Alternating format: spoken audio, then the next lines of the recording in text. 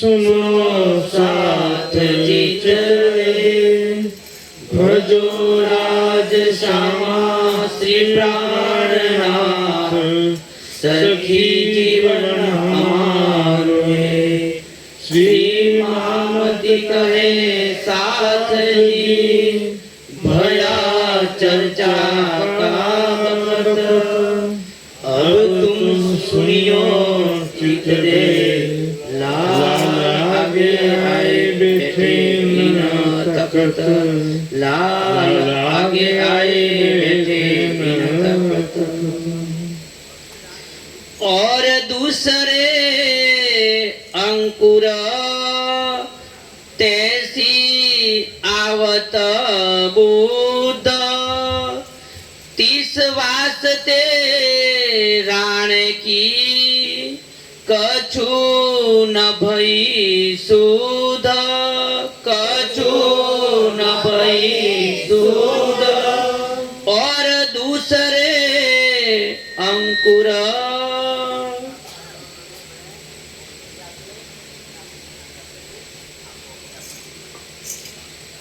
प्रणाम जी। प्यारे सुंदर साहब जी, डॉक्टर विजय साहब, प्रवीण भाई के अत्यंत स्नेह प्यार के कारण से और सभी सुंदर साथ के दर्शन की आशा से यहाँ उपस्थित हुआ। सुंदर साथ जी, सभी सुंदर साथ जी के बहुत आभारी हूँ मैं, तो यहाँ पर आमंत्रित किया सुंदर साथ जी ने। दूसरी बात, मैं चर्चा शुरू करने से पहले थोड़ा स्पष्ट कर देना चाहता हूँ, क्योंकि बहुत समय पश्चात मिले मंच मंत्री जी, तो उनको भी मालूम नहीं है एग्जैक्टली मैं नाम के साथ में कहाँ का स्थान लगाना चाहिए, क्योंकि फिर कोई नाराज हो सकता है इसमें। तो वर्तमान में मैं श्री प्राणनाथ ज्ञानपीठ सरसावा में नहीं रहता हूँ, और चाहे तो धर्म प्रचारक निजानंद संप्रदाय भी लगा सकते हैं, लेकिन वर्तमान में मैं श्री प्राणनाथ जी मंदिर श्यामला जी में धर्मोपदेशक के रूप में मुझे वहाँ पर नियुक्त किया गया है सुंदर साथ जी। तो जानकारी, क्योंकि फिर कोई नाराज हो सकता है सामने वाला कि मैंने किसी दूसरे के नाम का मिसयूज किया, ऐसा बात आ जाता है सुंदर साथ जी। तो आइए शुरू करते हैं। बोलो श्री प्राणनाथ प्यारे की जय। और दूसरे अंकुर, ये परब्रह्म अक्षराती धाम के धनी राज्य महाराज अपने ही 5 शक्तियों से लालदास जी के तन के माध्यम से स्वयं राज जी ही इस वितक ग्रंथ की रचना करवा रहे हैं। ये वितक ग्रंथ में और वाणी में मात्र 19-20 का अंतर है। सुनो, जितनी महिमा वाणी की है, इसमें भी महामती की छाप है, और बिल्कुल इसको वाणी के समकक्ष ही माना जाता है। और इसी कारण से श्री वितक साहब की भी हम आरती कर लेते हैं, अन्य किसी ग्रंथ की आरती नहीं कर सकते। नवरंग वाणी या दूसरे जो ब्रह्म मुनियों के द्वारा लिखी साहित्य, उनकी आरती नहीं किया जाता। एक प्राणनाथ जी की वाणी की, और इस वितक साहब स्वयं राज जी कहलवा रहे हैं। उदयपुर का प्रसंग कल आपने सुना था। उदयपुर का प्रसंग में राणा राज सिंह ने सबसे पहले अपने तीनों पंडितों को भेजा जा करके प्राणनाथ जी से मिलने, पता लगाने ये प्राणनाथ जी कौन हैं, वास्तव में हिंदू हैं या मुसलमान हैं, सच्चे ज्ञानी हैं, सच्चे संत हैं, महात्मा हैं, कौन हैं, पता लगाने के लिए भेजा था। तो पंडितों ने आकर के रानी को गलत जानकारी दिया। क्यों? कि उनको अपने रोजी रोटी की चिंता थी। सच बता दिया तो फिर हमको कौन पूछेगा। आज समाज में जो धर्म का झगड़ा है ना, ये अगुओं का ही झगड़ा है बस। अब हमको फिर कौन पूछेगा। यदि हमने अपनी गलती को स्वीकार कर लिया, यदि मैंने अपनी गलती को स्वीकार कर लिया, तो फिर मुझे कौन पूछेगा। अभी भी ऐसा पूरे संसार में ऐसा चलता है, क्योंकि और ज्ञान के क्षेत्र में पूर्णातिपूर्ण केवल राजी महाराज हैं और ये ब्रह्मवाणी। और राणा जो है आया तो सही, पंडितों की बात सुन करके राणा ने उनकी बात को मान लिया। अब इसमें किसकी गलती है? पंडितों की गलती है? नहीं, ऐसे नहीं बच सकता राणा। पंडितों ने गलत बताया तो राणा की बुद्धि कहाँ गई थी? कोई आपको गलत सूचना देता है, गलत चुगलखोरी सुनाता है, गलत बात बताता है, तो आपकी अपनी बुद्धि कहाँ गई थी? हाँ, दुकानदार तो ठगने के लिए बैठे ही हैं। एणे बजारे कूड़ कपट छल से भेदा पार, मन चितवी वस्ताही मले चे पण खरा जोइए खरीदना। जागो ग्राहक जागो। हाँ, इसी कारण कह रहे हैं दूसरे अंकुर। अंकुर जो है राणे का परम धाम का अंकुर नहीं था। इन्हें ब्रह्म सृष्टि के भी उनके अंदर आत्म नहीं थी और ईश्वरी सृष्टि की भी आत्म नहीं थी। तो जीव सृष्टि में भी बहुत कैटेगरी होते हैं। जीव सृष्टि में भी कोई तपस्वी होता है, कोई ज्ञानी होता है और कोई महामूर्ख। न कछुए वाणी में खा गया। पशुवत भी होते हैं मनुष्य में बहुत सारे। पशु के समान। जानवर क्या करता है? खाना, सोना और बच्चे पैदा करना। तो मनुष्य भी मात्र इतना ही कर रहे हैं, तो फिर मनुष्य और पशु में क्या अंतर है ना? बुद्धि जो है कुछ सोचने विचारने का है ना। उनको जो है बाजार में सब्जी खरीदना है तो भी उसका ज्ञान होना चाहिए कि सब्जी कैसे छांटना होता है, अच्छी सब्जी कैसी होती है। मोबाइल खरीदना तो उसका भी थोड़ा जानकारी होना चाहिए। ठगने वाले तो बैठे हैं सब। तो इस कारण से राणा को अंकुर नहीं होने से क्या हुआ? तैसी आवत बुद्ध, वैसी ही बुद्धि उनको प्राप्त हुई। क्योंकि जागृत बुद्धि इससे पहले तो नहीं थी संसार में। एते दिन त्रिलोक में हुती बुद्ध सुपन, हुती बुद्ध सुपन। लेकिन अब जागृत बुद्धि आ भी गई है तो भी सारी दुनिया को नहीं मिली अभी। जागृत बुद्धि मात्र ब्रह्म सृष्टि को प्राप्त है अभी और ईश्वरी सृष्टि। यह असराफिल का पहला सुर। असराफिल मतलब जागृत बुद्धि। जागृत बुद्धि आ तो गई लेकिन मात्र ब्रह्म सृष्टियों को प्राप्त है अभी। पहले सुख संयन को, पीछे सुख संसार। दुनिया को मिलेगी लास्ट में। दूसरा सुर फुकना लिखा है ना, तो लास्ट में सारी दुनिया को जागृत बुद्धि मिलेगी। अब क्या है कि उनको जब जागृत बुद्धि नहीं है और कितना भी ज्ञान सुनाओगे तो समझ में आने वाला नहीं है। इस वास्ते राणे की, इस कारण से राणे की कछु न भई सुध, कुछ भी समझ में नहीं आया। शुद्ध होना मतलब कुछ भी ज्ञान नहीं हो पाया, कुछ भी पहचान नहीं हो पाया। पंडित तो आकर के झूठ बोलना ही था, तो पंडितों के बहकावे में क्यों आते हो? हाँ, ये कलयुग है, कलयुग। चाहे पंडित हो, चाहे कोई प्रवक्ता हो, कोई विद्वान कहलाता हो, कोई महाज्ञानी, महायोगी, महाध्यानी कहलाता हो, लेकिन इससे कोई सत्य सिद्ध होता नहीं है। किसी की बात को हम आंख मूंद के नहीं मान सकते सिवाय वाणी के, है ना। चौपाइयों के विषय में भी देखेंगे कि कई विद्वानों का अलग अलग मत हो जाता है। चौपाइयों का अर्थ भी अलग अलग लेते हैं। तो फिर इसमें हम वाणी की चौपाइयों से जुड़ेंगे तब राज्य से जुड़ेंगे। और किसी के चर्चा या मात्र टीका या साहित्य पढ़ रहे हैं लेकिन चौपाई नहीं पढ़ रहे हैं, तो फिर भी राज्य से दूरी बनी रहेगी।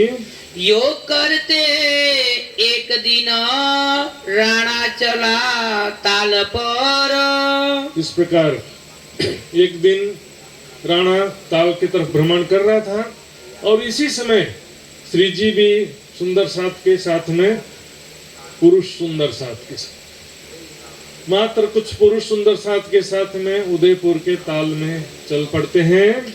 श्री जी साहेब जी तहाँ चले। श्री जी साहेब जी भी वहाँ ताल पर चल रहे थे। उदयपुर कोई गए होंगे तो आपको ध्यान होगा।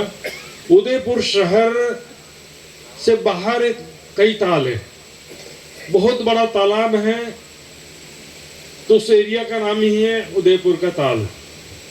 तो वहां पर ताल के आसपास जो भी हवेली बने हैं, मकान बने हैं, उसको सबको क्या बोलेंगे? तालाब गया कर।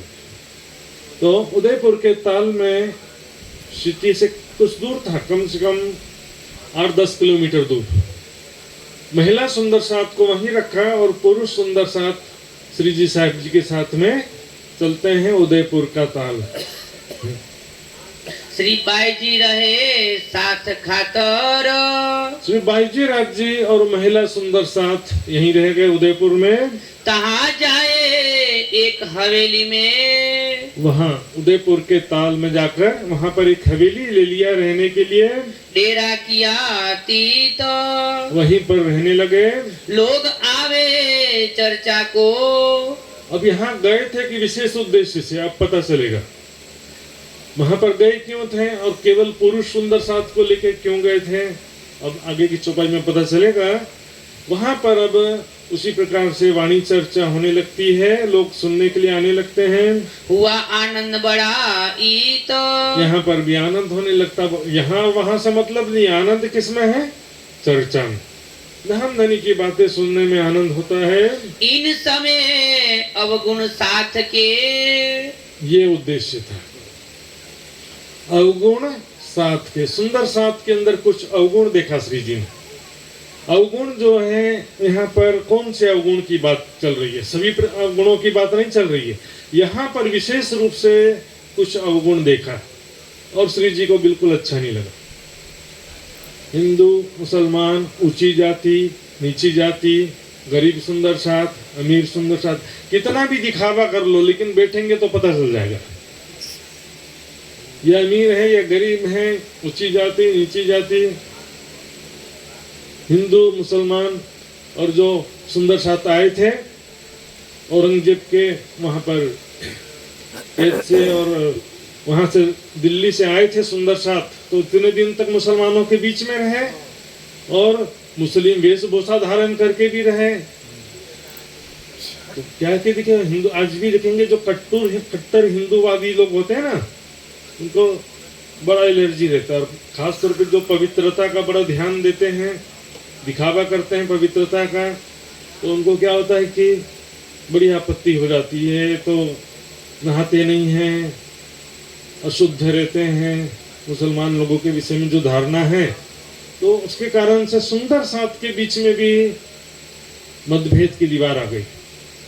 फिर कहने के लिए मान लो सभी कुर्ता पहनते हैं, आश्रम में आते हैं तो सभी कुर्ता ही पहनते हैं ना, लेकिन किसी का महंगा कीमती कपड़े का कुर्ता रहेगा, कीमती कपड़े का शॉल रहेगा, किसी का सस्ता वाला रहेगा। तो सब चीजें, कोई कार में आ रहा है तो कोई रिक्शा में बैठ के आ रहा है।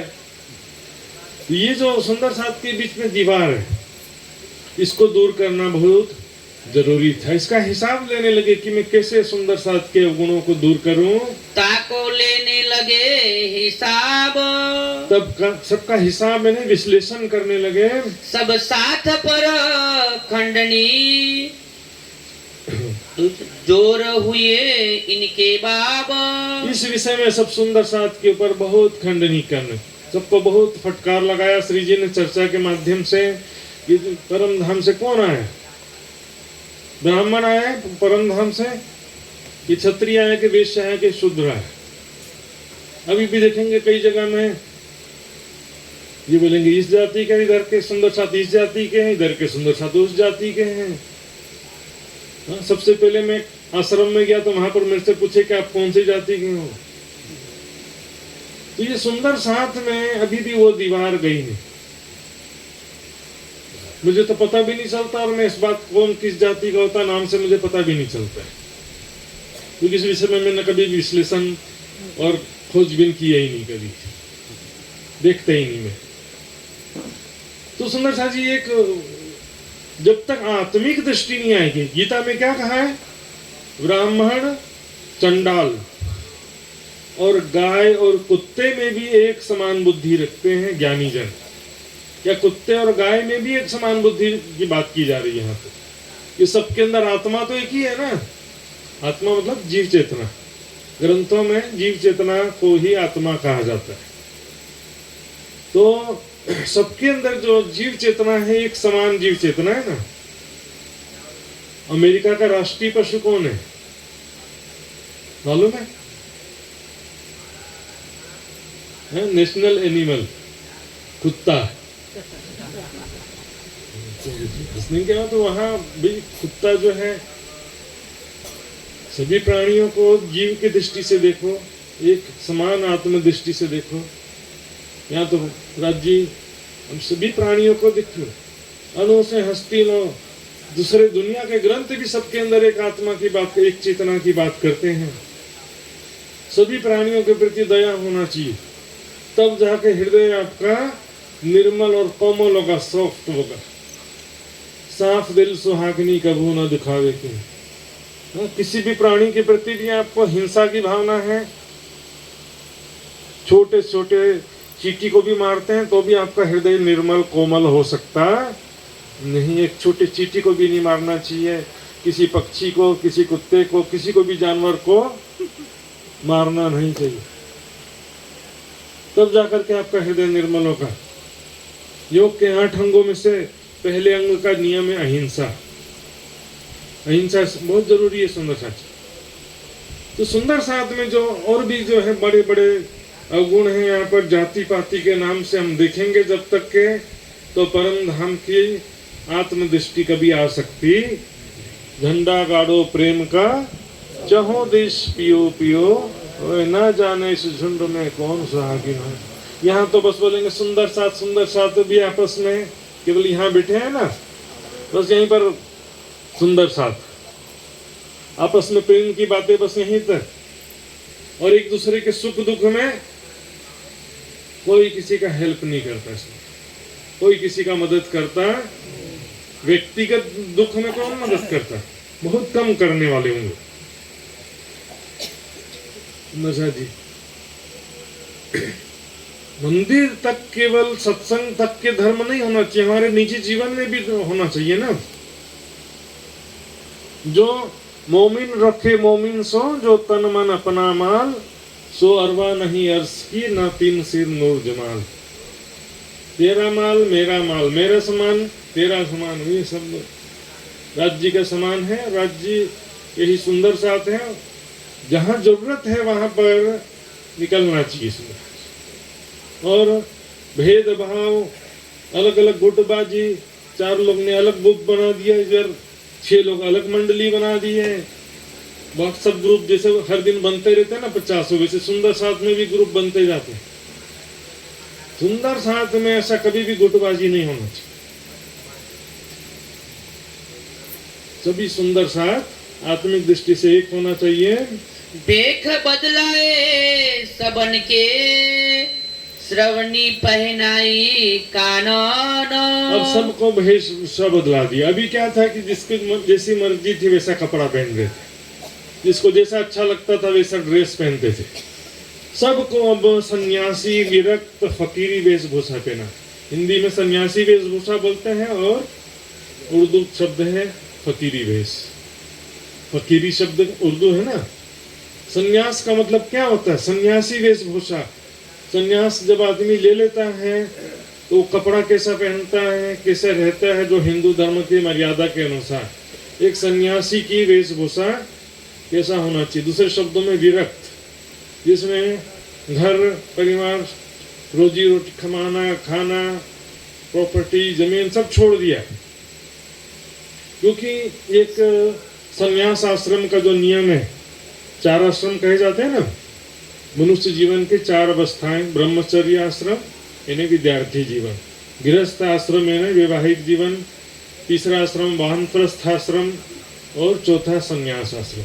तो संन्यास आश्रम में तो क्या होता है कि बस भिक्षा मांग करके जीवन का निर्वाह करना, साथ में कुछ भी प्रॉपर्टी, कुछ महंगे सामान कुछ भी रखना नहीं। रास्ते के सुख सुविधा के लिए हम जैसे ट्रेन में कहीं जाते हैं ना, पन्ना जी या दिल्ली, सरसावा, रतनपुरी कहीं भी जाते हैं तो पूरी सुविधा के लिए 2-3 बैग भर भर के और एक थैला पूरा खाना का भर के ले जाएंगे। रास्ते के लिए पूरा अरेंजमेंट, पहुंचने के बाद भी और बहुत सारा वापस आने पर भी बच जाता। कुछ भी नहीं, रास्ते में भिक्षा मांग करके बस खाना, इसको बोलते हैं सन्यासी, संन्यास आश्रम, विरक्त वेशभूषा।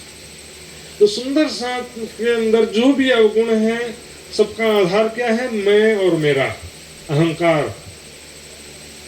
अहंकार का मतलब क्या है? मैं और मेरा की जो भावना है, मैं इतना बड़ा आदमी, मैं, मेरी इतनी प्रॉपर्टी। 4 मुख्य नशा कहा जाता है, धन, पद, प्रतिष्ठा और जवानी।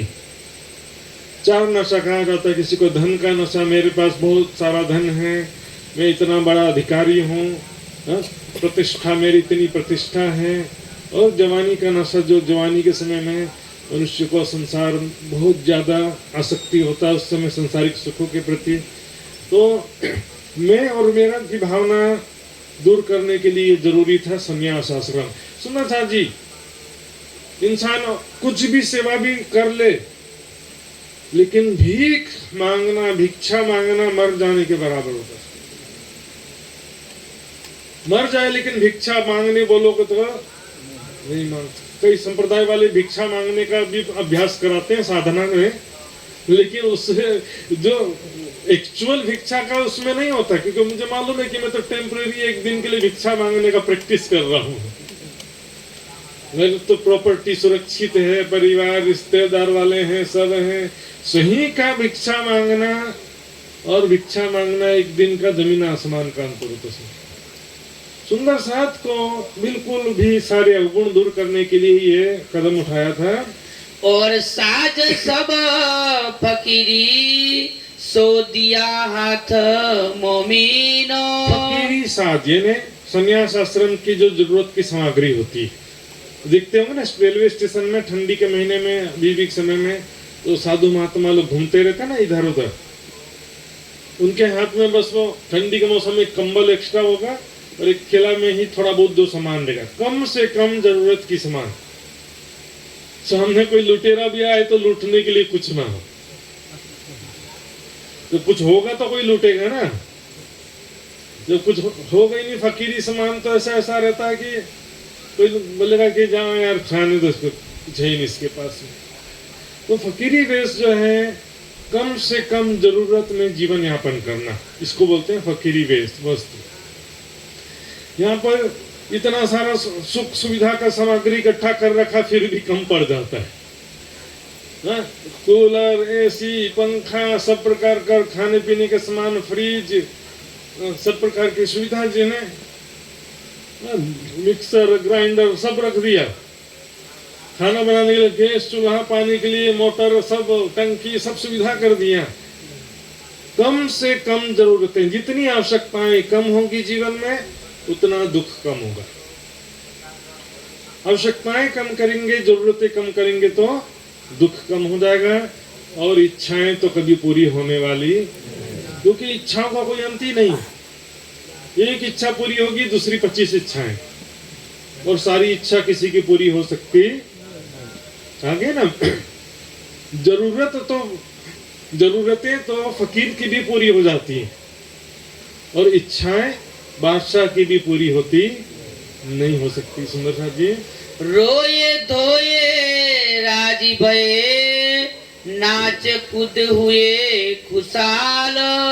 रोए धोए, जब दिल के अहंकार को चोट लगती है ना, मेरे से क्यों छीन लिया, मैं इतना अच्छा दिखता था, इतने अच्छे बाल थे, मुंडन करा दिया, इतना अच्छा कपड़ा पहना था, मैं कैसा फकीरी भेष, उसमें कोई सिलावा वस्त्र पहन सकते नहीं हो, माला और जो भी कानों में पहनते हैं, हाथ में माला, गले में माला, बिना सिलावा कपड़ा, धोती और ऊपर लपेट लेने वाला कपड़ा। तो शुरुआत में तो किसी किसी को बड़ा दिल में चोट लगा, यार इतना अच्छा मेरा मोबाइल था, इतना अच्छा सामान था, किसी से छीन लोगे, बोलोगे आज से सब बंद, तो फिर दुखी नहीं हो जाएंगे से। जितनी आदतें हैं जीवन में, सुख की आदतें हैं, तो फिर छोड़ने में दिक्कत होता है। आज आपको आश्रम में 4 दिन रहना हो बिना प्रोग्राम के, प्रोग्राम के समय तो टाइम पास हो जाता है, लेकिन बिना प्रोग्राम के एक दिन भी समय गुजारना मुश्किल हो जाएगा। कोई टीवी नहीं बोले और मोबाइल लेके चलते हैं, बोलेंगे बहुत सारे तो, लेकिन मोबाइल लेकर के आए तो फिर घर और आश्रम में कोई अंतर रहा नहीं। कम से कम आश्रम में आए हैं तो उस समय मोबाइल का कम से कम उपयोग करें। तो इसलिए क्या है कि विरक्त जीवन, सन्यासी जीवन में केवल परमात्मा का साधना भक्ति करते हुए समय व्यतीत करना होता है। काढ़े अपने अवगुण ले जबराइल संगहाल। इस प्रकार समझ सकते हैं।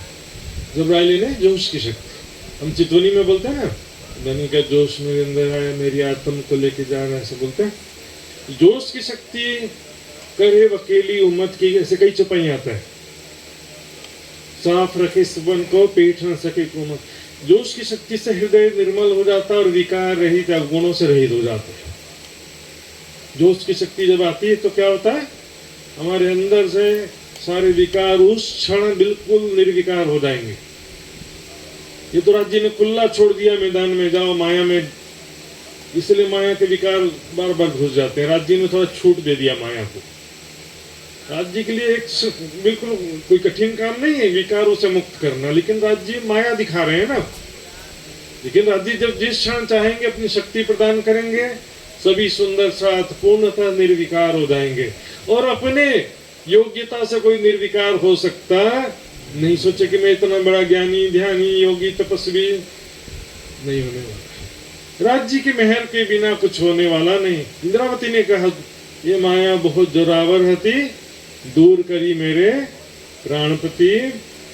इन समय दया राम चंचल गंगा राम। इन समय दया राम, चंचल और गंगा राम जी, जब 12 मोमिन औरंगजेब के से इजाजत लेके निकलते हैं, वहां से काजी शेख इस्लाम के हवेली से निकले वापस आने के लिए, तो उस समय दिल्ली के सुंदर साथ नहीं आए थे। दिल्ली के जो स्थानीय सुंदर साथ थोड़ा दिल्ली में ही रुक गए थे कुछ समय के लिए, वो अब आते हैं। बाकी सुंदर साथ पहले आ गए थे, अभी उदयपुर के प्रसंग में कल सुना होगा आपने। लेकिन जो दिल्ली के स्थानीय सुंदर साथ, चंचल, गंगाराम, दयाराम, ये कहाँ के सुंदर साथ हैं सर? दिल्ली के सुंदर साथ। ये थोड़े समय पश्चात अब आते हैं। और बनारसी आया, और बनारसी दास जी भी दिल्ली के सुंदर साथ हैं, अब आते हैं। सो आए पहुँचे इस ठाम, इस समय में आए पहुँचते हैं। सूरत से मोहन चतुर्भुज, सूरत से मोहन भाई और चतुर्भुज भाई आते हैं। आए लगे कदम, आए लगे कदम, श्री जी के चरणों में आते हैं, प्रणाम करते हैं। और साथी आए केतेक, और भी कई सुंदर साथ यहाँ पर आते हैं इस समय, क्योंकि एक तो काफी समय पश्चात फिर से सुंदर साथ का समागम और वाणी चर्चा का सिलसिला शुरू होता है यहाँ पर उदयपुर में। जैसे जैसे सुंदर साथ को सूचना मिलती है, वैसे वैसे सुंदर साथ विभिन्न शहरों से भी आने लगते हैं। क्योंकि दिल्ली में जब तक थे तब तक के वहाँ औरंगजेब को जो जागने का प्रयास चल रहा था, तो वहाँ पर सब चर्चा सत्संग बंद हो गया था। अब यहाँ पर सब आने लगते हैं। तीनों सौंपी आत्म, तीनों सौंपी आत्म, उन्होंने विधान धनी के चरणों में अपना जीवन समर्पित कर दिया।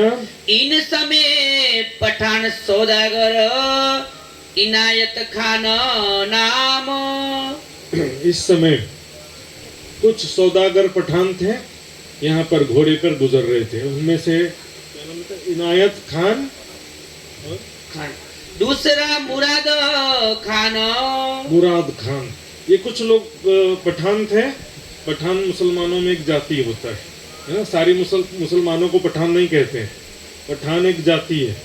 तो कुछ पठान वहां से गुजर रहे थे, इनके नाम यहाँ पर बताया जा रहा है। अब्दुल नबी उस ठाम, अब्दुल नबी जी भी थे। और अलाद खान और यार खान, अलादाद खान और यार खान, यार नाम, यार खान भी आते हैं। इलियास खान नवाब कर और मिहिन को भई पहचान, इलियास खान और नवाब का, और मिहिन खान भी यहाँ पर आते हैं, उनको भी पहचान होती है श्री जी की, लेकिन किस प्रकार होती है वो बताएंगे अभी। उस्मान हसन खान और अहमद खान, उस्मान हसन खान और अहमद खान, ये आए दीदार को अव्वल खा को भई पहचान। ये सभी श्री जी के दीदार के लिए आते हैं। इनमें से अव्वल खान को भी श्री जी की पहचान होती है। अब ये बता दिया, लेकिन अब किस प्रकार से पहचान हुई ये बताएंगे। दीदार पाया राह में थे घोड़े पर असवार, जब ये सारे घोड़े पर बैठ के वहां से गुजर रहे थे तो क्या देखा, उदयपुर के ताल में जब श्री जी थे ना वहां पर, तो कल के प्रसंग में आपने सुना होगा नूर मोहम्मद और एक सैयद बारात से आया था, वो प्राणनाथ जी के चरणों में आए थे ना, तो यहाँ पर अव्वल खान ने और सबने देखा कि श्री जी के चरणों में नूर मोहम्मद प्रणाम कर रहा था। लेकिन हमारा मुसलमान भाई होकर के एक हिंदू बिरादरी के चरणों में क्यों प्रणाम कर रहा है? सबने दूर से देखा। आगे जलेब में चले वैरागी थे खबरदार। जलेब में मतलब पैदल, पैदल सेना को बोलते हैं जलेब में चले। आगे जैसे राजा के आगे पैदल सेना होती है ना, उसी तरह से श्री जी के साथ में सभी पैदल में सुंदर साथ चल रहे थे। अव्वल खान पूछिया जो है मोहम्मद नूर। अव्वल खान नूर मोहम्मद से पूछता है, क्योंकि देखा कि नूर मोहम्मद तो उनका परिचित था, और नूर मोहम्मद श्री प्राणनाथ जी के चरणों में सलाम कर रहा था, प्रणाम कर रहा था। उसने नूर मोहम्मद को पकड़ा, ये नूर मोहम्मद, ये क्या माजरा है? आखिर ये बैरागी कौन है? कैसे फकीर है तुम? उनके चरणों में, एक हिंदू बैरागी के चरणों में क्यों प्रणाम कर रहे थे? आखिर वह है कौन? क्या बात है? आखिर कौन शख्सियत है? मोको खबर तुम देवो इन वैरागी का मजबूर। मोको खबर यानी मुझे इस बात की जानकारी दो कि वो बैरागी कौन है। आखिर तुम उनके चरणों में क्यों प्रणाम कर रहे? आखिर एक हिंदू बैरागी के चरणों में क्यों प्रणाम कर? तुमने क्या देखा उसके अंदर? क्या खासियत है? कौन शख्स है? जो तू छिपावेगा मुझको तो होऊंगा दावनगीर। दावनगीर, दावनगीर होना मुसलमानों में एक कहावत जैसा हो गया। पहले भी वितक में भी आया था अरब में। मेराठ ठाकुर ने वो राजा का दामन झटका था ना, तो दामन झटकने की जो प्रक्रिया उसको बोलते हैं दामनगीर होना। न्याय के दिन मैं तुम्हारा दामन झटक करके पूछूंगा कि तुमने मेरे साथ न्याय नहीं किया, या तुमने मुझे सत्य बात क्यों नहीं बताया। तो मुझे छिपाएगा यदि, क्योंकि हो सकता है कि मैं इसको ये समझने वाला नहीं है, व्यर्थ में इनको क्यों बताऊं, झूठ बोल देता हूं, ऐसा भी कर सकता था ना। सच सच बताओ, मुझसे कुछ भी बात छिपाओगे तो न्याय के दिन में तुम्हारा दामन झटक के तुमसे पूछूंगा। एक कौन है, कहां से आया, एक कैसा फकीर। ये कौन है, कहां से आए हैं, कौन फकीर है और कहां से आए हैं, इनकी पूरी पहचान बताओ। तब नूर मोहम्मद कहा है शामिल दीनो इस्लाम। बोलो श्री प्राणनाथ तब प्यारे की जय। है शामिल दीन इस्लाम, यानी कि दीन इस्लाम के अंतर्गत ही है, दीन इस्लाम से बाहर। अब इसको दीन इस्लाम अभी तक में कितने बार शब्द आया है? 100 से ज्यादा बार आया होगा। दीन इस्लाम हकीकी, इस्लाम का मतलब होता है शांति भी होता है, आनंद भी होता है। इसलिए बड़ी वृत्त में इस्लाम शब्द परम धाम के लिए भी प्रयोग हुआ है। तो ये हम बोलेंगे कि हम दीन इस्लाम में थोड़ी हैं। एक्चुअल में अपना जो संप्रदाय है सुंदर साहब जी, इसके कई नाम हो जाते हैं।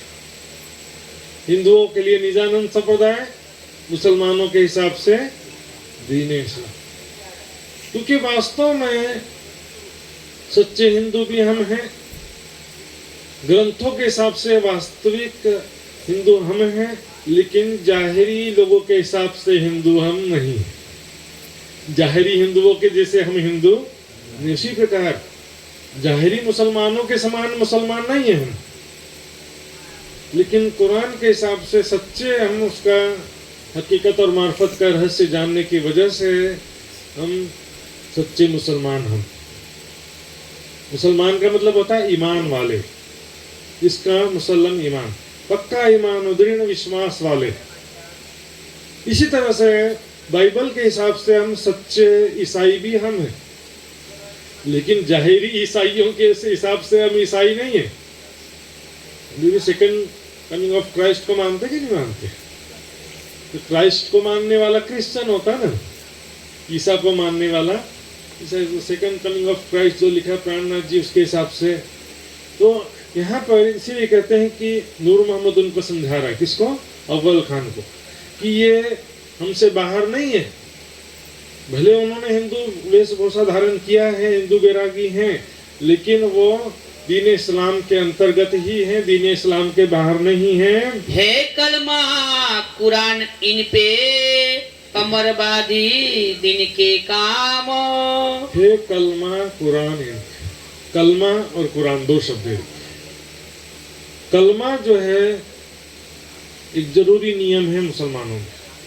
यदि कोई कहता है कि मैं मुसलमान हूँ तो उसको जुबान से कलमा कहना कंपलसरी, जरूरी, फर्जियात है। ला इलाहा इल्लल्लाह मोहम्मद रसूलुल्लाह, अर्थात मैं स्वीकार करता हूँ इस बात को कि एक खुदा के सिवा कोई भी पूज्य नहीं है और मोहम्मद उनके रसूल है।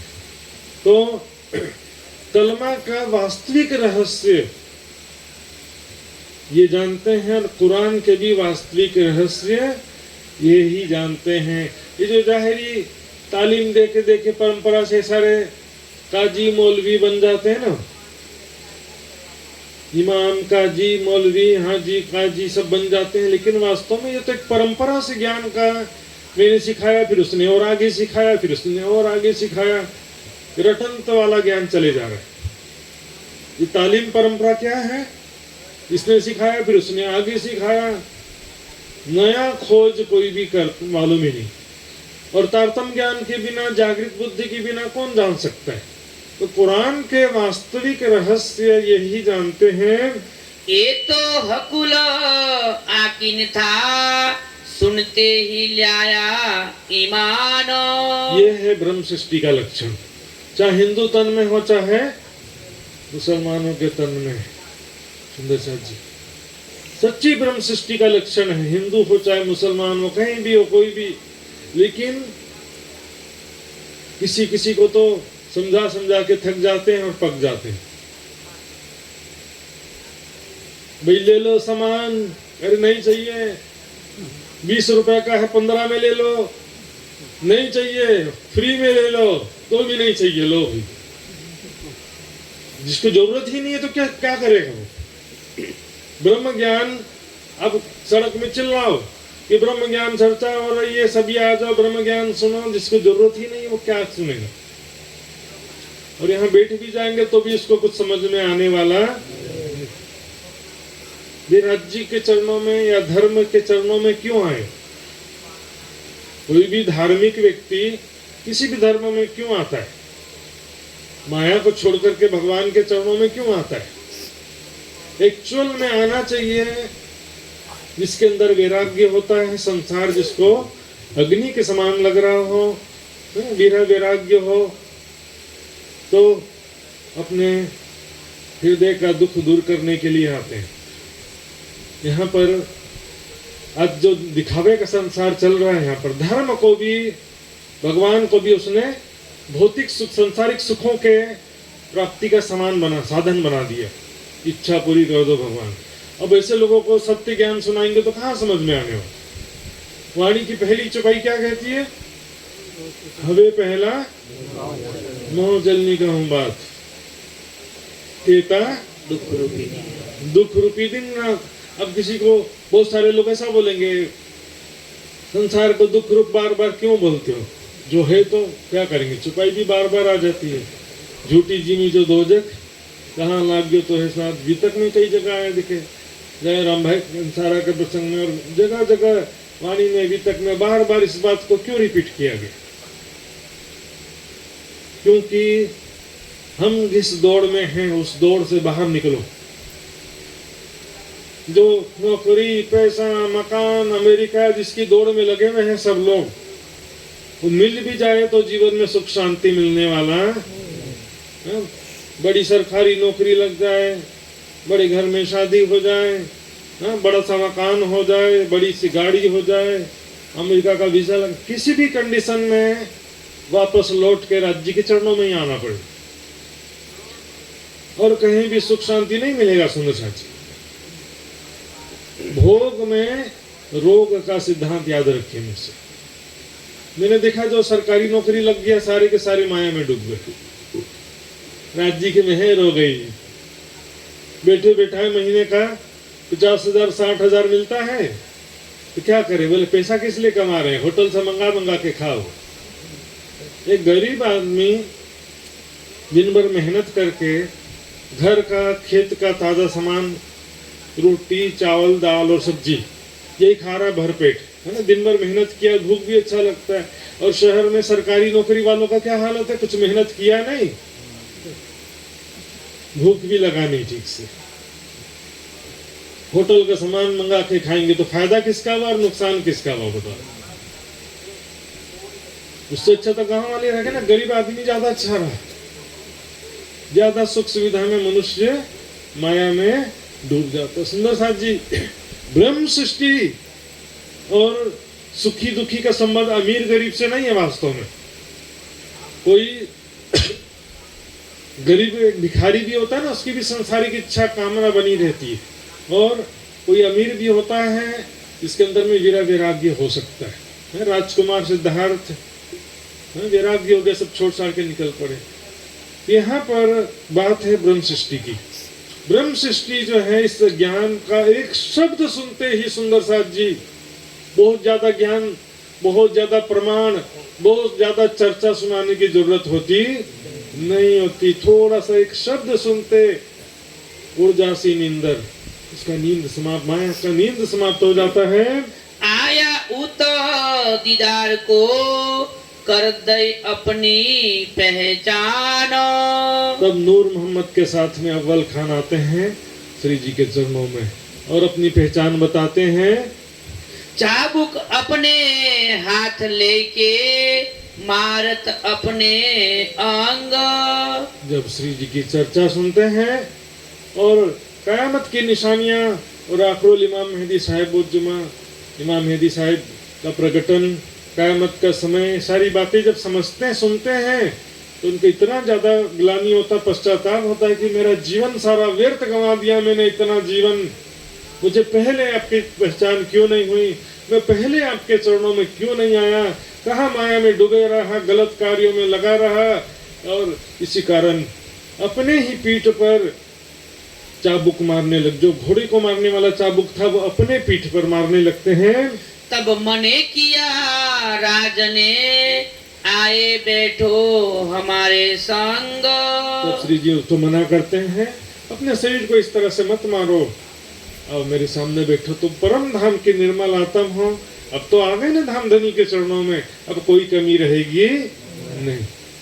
राज जी के मेहर से जो समय माया में बीता गया उसको भूल जा।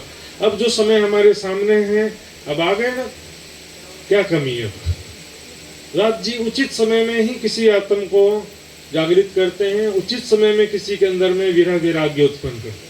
अभी थोड़ी देर इसको माया में सोए रखना है, थोड़ी देर सोते रहने देना है, क्योंकि थोड़ा सा माया का नशा दे के सुलाते हैं। क्योंकि वैराग्य विरह ऐसी चीज है जैसे खिला हुआ फूल मुरझा जाता है, ऐसा जीवन निराशा और दुख से भर जाता, कोई भी चीज अच्छी लगती नहीं। संसार फिर अग्नि और विरह में पल पल विरह में और अग्नि के समान लगने लगता है। वहाँ पटका काम चले लिखावे बैठे राज। अब यहाँ पर पट का काम, पट कौन सा, विराट पट, जिसे परम धाम पट भी बोलते हैं, लेकिन यहाँ पर विराट पट दर्शन का कार्य चलता था। उसका जो नक्शा बनाना और उसका विवरण लिखना कि ये कौन सा लोक है, यहाँ कौन रहता है, ये इसके ऊपर कौन सा, लिखित रूप में भी सब तैयार करते थे। मुकुंदास दारोगा रहे बैठा था इनका जो। इसमें से क्योंकि मुकुंदास जी वैदिक मत के थे, पहले संन्यास मत के विद्वान थे मुकुंदास, तो उनको भी काफी शास्त्रों का ज्ञान था। तो इस विषय में मुकुंदास जी दरोगा यानी मुखिया थे और सब सुंदर साथ ये सहयोग से लिखते थे। आए पठान मिलके करने को दीदार। इस समय कुछ पठान मिलकर के आते हैं, जरा ध्यान से समझने का प्रसंग है, पहले दो चौपाई का प्रसंग है, लेकिन किसी को समझ में नहीं आता इसका मुख्य भाव क्या है।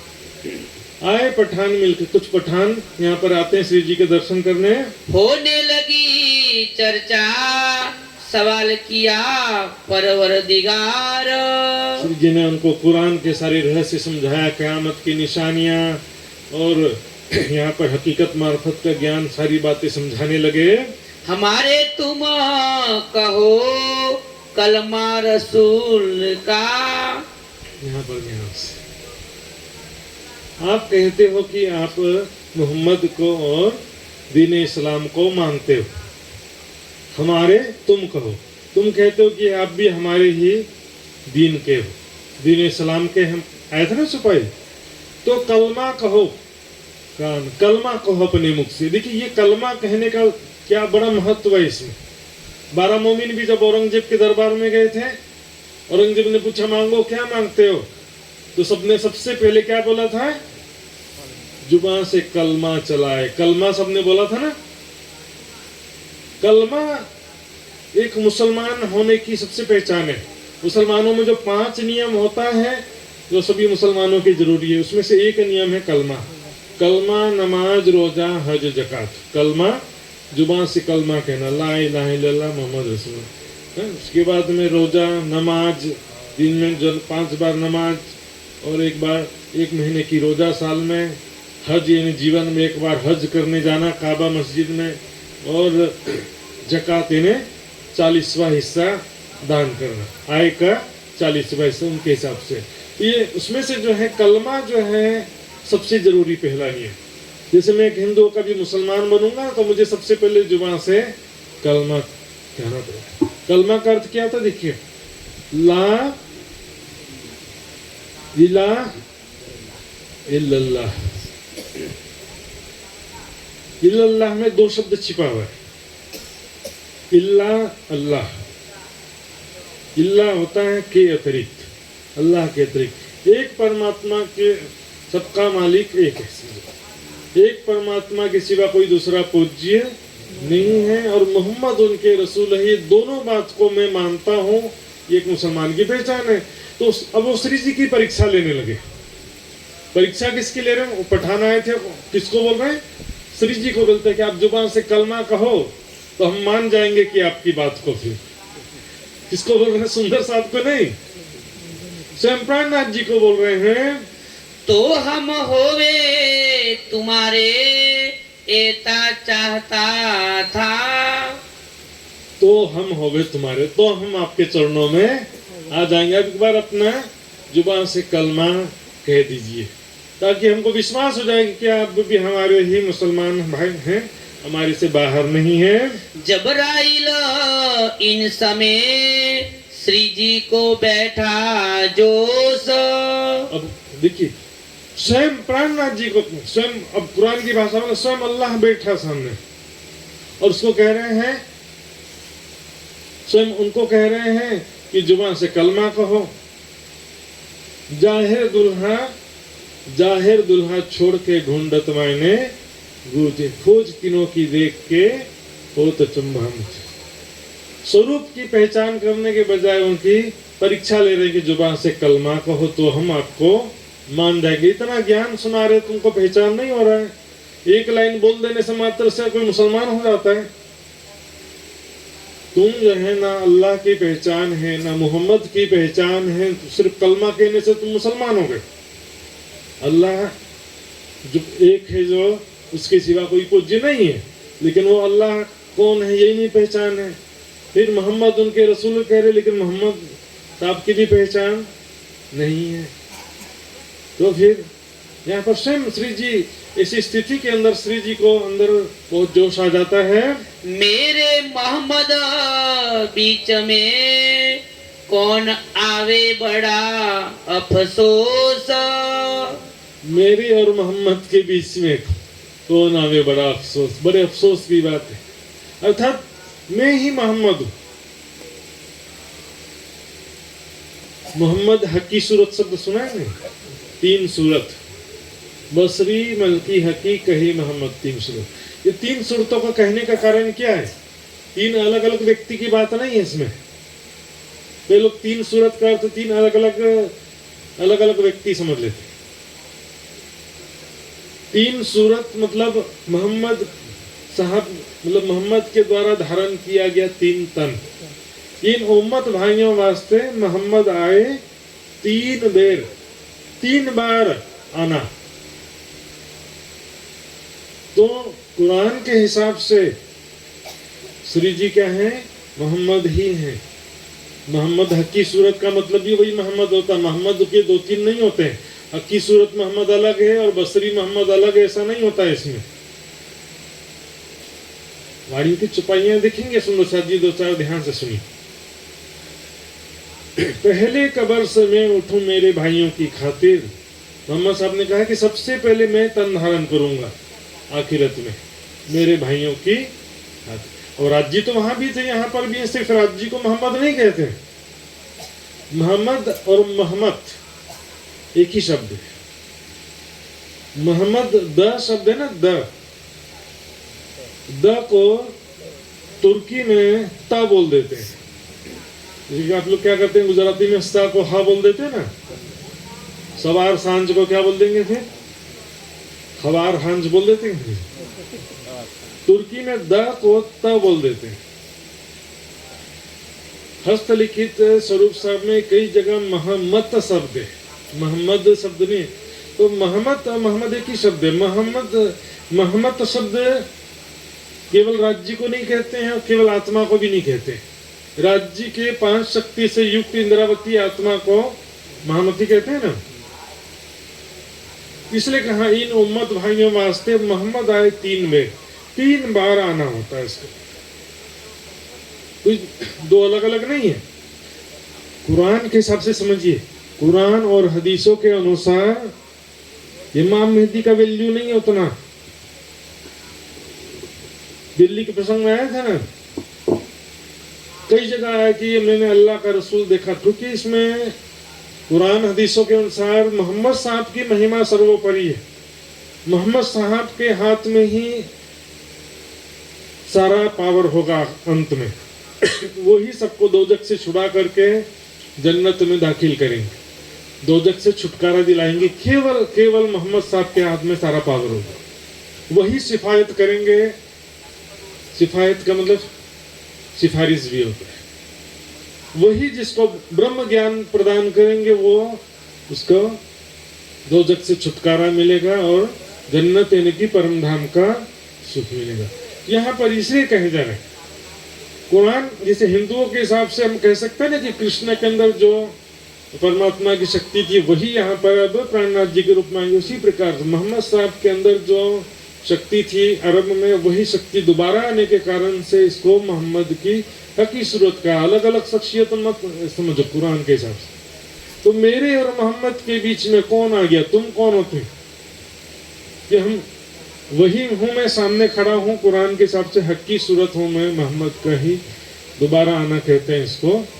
और तुम जो है परीक्षा ले रहे हो उसकी कि कलमा कहो, तो यहाँ पर जोश आ जाता है। अव्वल खान की रूह पर आए जबराइले किया जोर।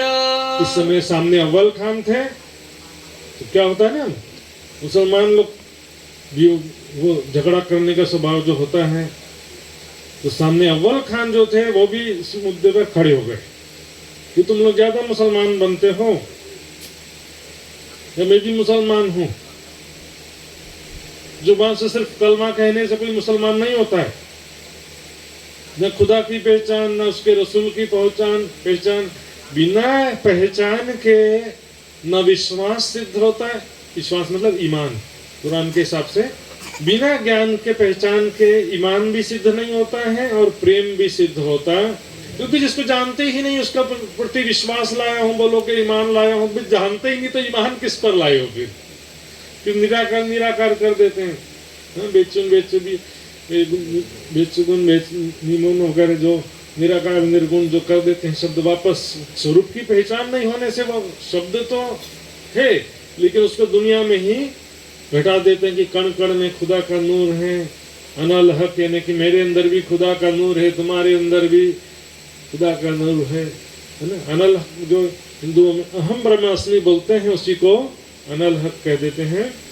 जोश देखो काफर डरे करने लगे शोर। तब एक चोह काफर वो थे। यहाँ पर काफर से मतलब क्या है, जो पठान आए थे उनको कहा जा रहा है। काफर शब्द जो है कुफ्र शब्द से काफर बना। कुफ्र करने वाले को काफर बोलते हैं। अब कुफ्र तो कोई भी कर सकता है ना, उसमें कोई थोड़ी कुफ्र की परिभाषा क्या है? यदि हम ऊपरी तरफ से बोलेंगे तो एक परमात्मा के सिवा दो किसी की पूजा करता है, दूसरे किसी की, तो उसको काफिर कहा जाता है। लेकिन इसके अलावा और भी बहुत सारा डिटेल है।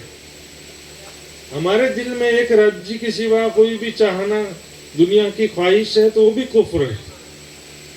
यहाँ पर काफिर कहा जा रहा है उन पठानों को।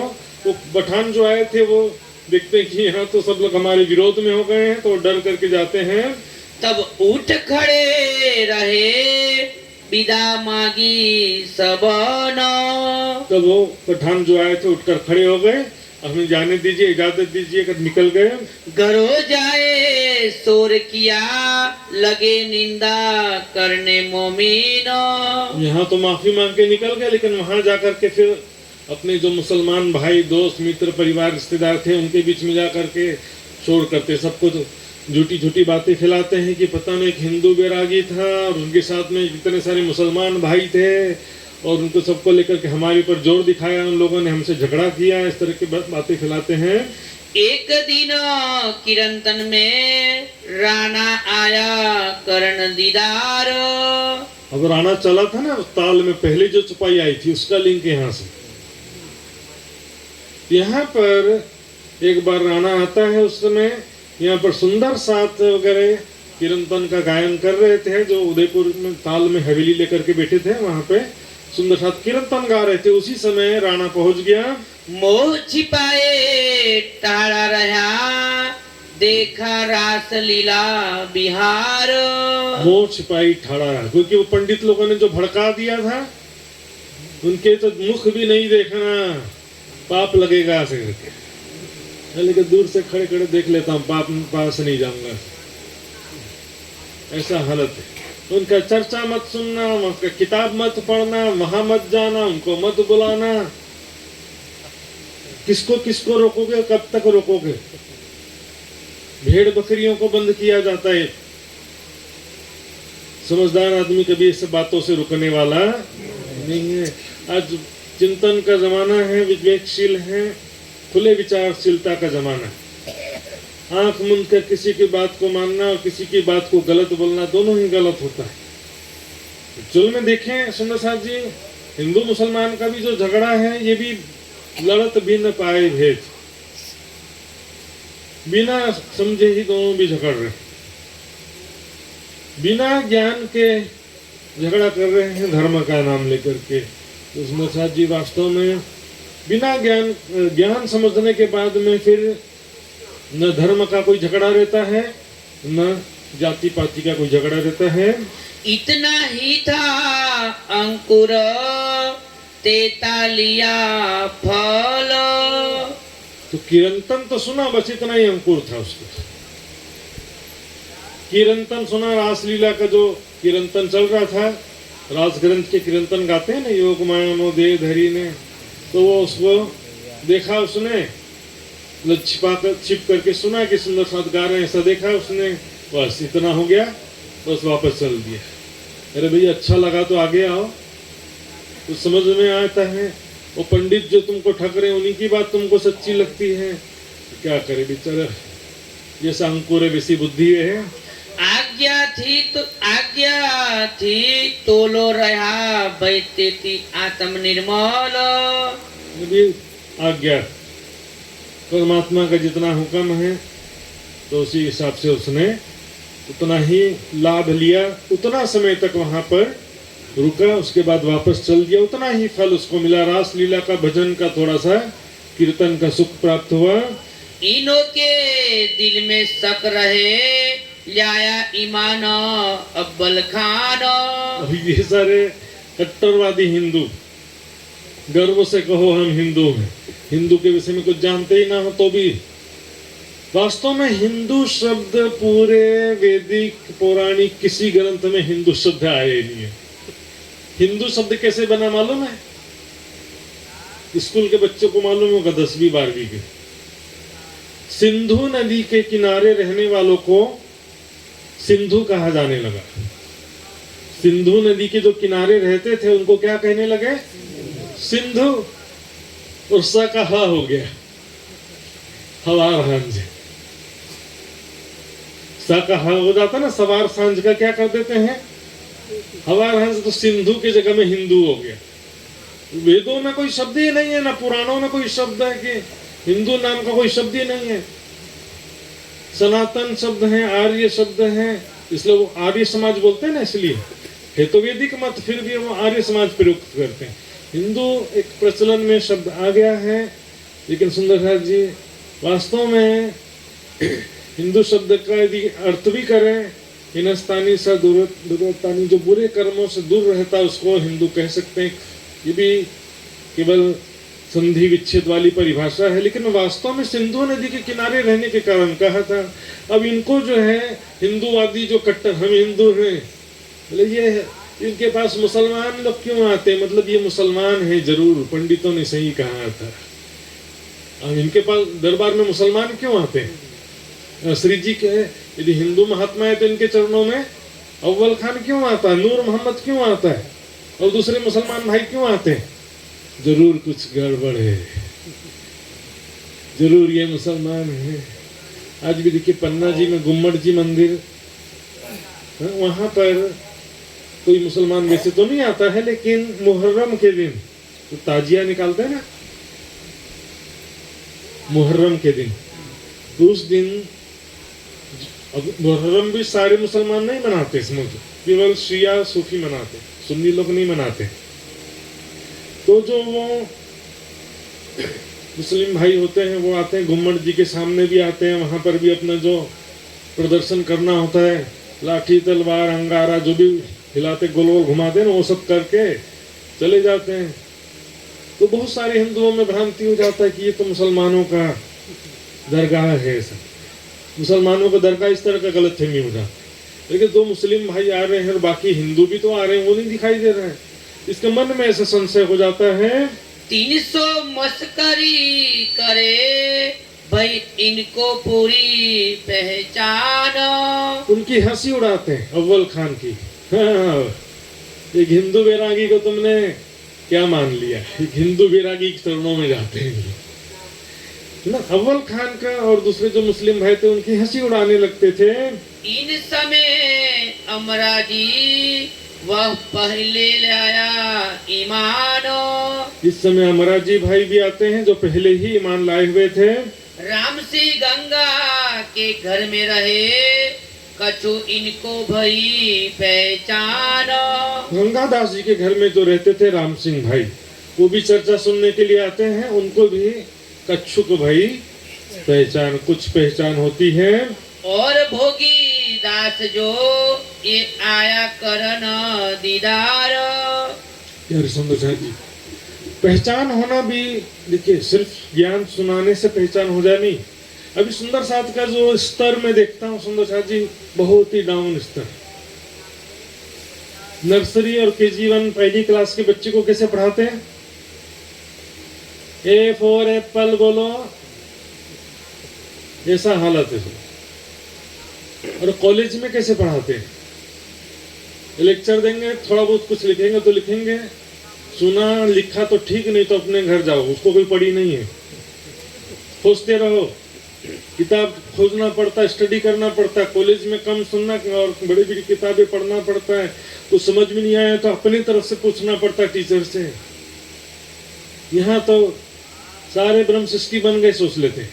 कुछ लोग सोचेंगे कि हमने तारतम ले लिया तो हम सुंदर छात्र हो गए, कुछ लोग बोलेंगे कि हम तो इतने साल से शिविर अटेंड कर रहे हैं, हम तो बहुत कर लिए। सुंदर साथ जी, ये वाणी बड़े बड़े का अहंकार तोड़ देने वाली वाणी है। बहुत शब्द कभी भी प्रयोग नहीं करना। वाणी मंथन, सेवा और चितवनी का कोई अंत नहीं है समझ, और तीनों एक दूसरे के विकल्प भी नहीं है। कोई बोले कि बस मैं सेवा कर लिया तो वाणी पढ़ने की जरूरत नहीं है या चितवनी करने का जरूरत नहीं है, तो ये गलत बात। कोई बोले कि मैं वाणी पढ़ लेता हूँ इसलिए चितवनी करने का जरूरत नहीं है, तो भी गलत है। और कोई बोले कि मैं बस चितवनी कर लेता और वाणी पढ़ने का जरूरत नहीं है, तो भी गलत है। क्योंकि वाणी के बाहर एक शब्द भी हम सोचते हैं तो वो सपने की बुद्धि हो जाती है। चितवन वाणी के आधार पर ही करना होता है। ध्यान के लिए भी ज्ञान की जरूरत होती है सुंदर साथी। वाणी नहीं पढ़ेंगे तो ध्यान किसके आधार पे करो?